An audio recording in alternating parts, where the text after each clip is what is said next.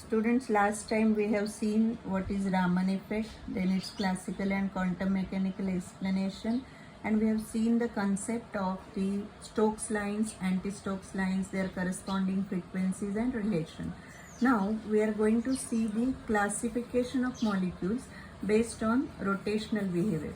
Actually, molecules, we have various types of molecules, but when we consider the diatomic molecule, I'll just show you the simple example. Like diatomic means we have the two atoms in the molecule. So this is the line which is the internuclear axis, and we can consider the line perpendicular to that. When we consider the rotation of this molecule around this particular axis or the line, and when we consider all the three directions, that is the x, y and z, and we consider the moment of inertia also, in that sense what we have is there are four types of molecules, like linear molecules, symmetric tops, spherical tops and asymmetric tops. We'll just see the examples of these molecules, and then we see how the Raman spectra or Raman effect is applied for studying these molecules. When we consider the linear molecules, we have Ix is equal to 0, and we can consider Iy is equal to Iz, that is equal to I. In that sense, the separation of lines in rotational spectra are related directly with the moment of inertia. Oxygen, carbon monoxide, carbon dioxide, acetylene, these are the examples. When we go for symmetric top molecules, you can understand the difference in the earlier case and this case. Here, now Ix is not 0 and Iy is equal to Iz. Again, we consider it as I.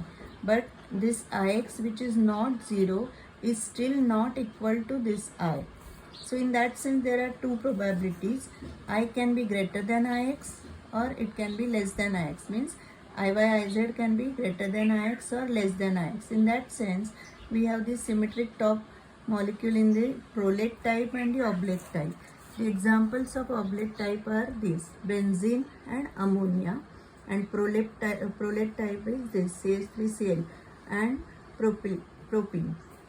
Now for spherical top molecules, you can consider this thing: Ix is Iy is Iz, and we have the example carbon tetrachloride or sulfur hexafluoride, methane. Asymmetric top molecules means nothing is equal here. Ix is not equal to Iy, is not equal to Iz. In that sense, we can say that the molecules are, all these asymmetric top molecules are Raman active, and their Raman spectra are, in case of the examples of this, water, then nitrogen dioxide and anthracene. Now, when we consider the pure rotational Raman spectra, first of all we have to see the rotational energy. The expression for the rotational energy is this: it is in terms of h square by 8 pi square I. Here we have I, that is the moment of inertia, and when we consider the term J, that is in terms of total angular momentum, the values of J, which is the quantum number, are this: 0, 1, 2, 3 and so on. In that case, when we consider this as a constant, the energy can be written like this. Now, there are selection rules. So, delta J is 0 or plus or minus 2. When we have delta J is 0, see here, delta J is 0, then that is the Rayleigh scattering. I hope you remember the concept of Rayleigh scattering.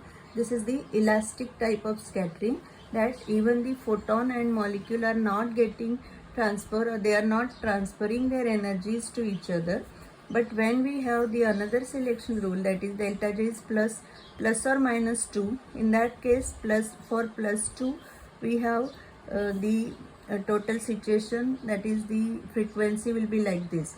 It will be nu x will be nu x Ex minus 1 upon h and this term.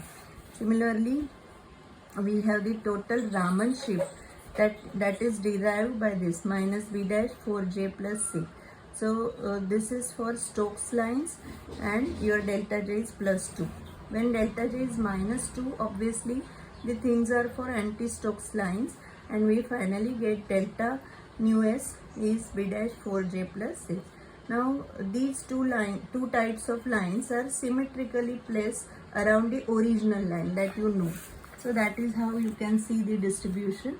This is the original one. Then here are the Stokes lines for minus, and here are the Stokes lines for plus. And you know that the Stokes lines and anti-Stokes lines are related to the frequency and then obviously wavelength and even the energy. Now, when we consider the Raman spectra for symmetric top molecules, again we have to go back to this concept. We know that I or J is equal to under root J into J plus 1. But for rotation, we have to consider K also, and your selection rules will be like this. Your delta K is 0, then your delta J is obviously 0, plus minus 1, 2. Delta J is plus minus 2 when K is not 0 and K is 0. So for these situations, either the molecules can be Raman active or it can be Raman inactive, means it is not showing the activity. For that, when delta J is plus or minus 1, means this situation, then those are the R branch lines, and for delta J is plus or minus 2, those are the S branch lines. Now when we consider the R branch and S branch lines, basically we have to initially go separately for these two lines. Obviously there is the difference between what? The selection rule. But when we consider the frequency for the R lines, then we have this equation. By substituting this delta J term for R lines, finally we get this one where J is 1, 2, 3 and so on. Similarly for S branch, your nu S, that is the frequency, will be nu Ex plus or minus B dash 4J plus 6, J is 0, 1, 2, 3. Now when we consider the R lines and the S lines, or R branch and the S branch lines, then finally it can be collected at the selection rules in terms of both. Now how these lines will appear? See here, this is your original line. Now for the R branch, what we have is the differences. See the differences, 2B, 4B, 6B and so on. B dash is there, where B dash we have already defined. And here the same thing. Only thing is that on the minus side we have the Stokes lines, on the plus side we have the anti-Stokes lines. I hope you remember that for the minus side means for the Stokes lines the frequency is less. Frequency is less means the energy also is less. And why it happens so? Because during the collision of the photon and the molecule, the photon gives its own energy to the molecule and its energy decreases, its frequency is less. But you know that frequency and wavelength are in the inverse proportion. So the lines are corresponding to lower frequency means higher wavelength. So these are Stokes lines and anti-Stokes lines.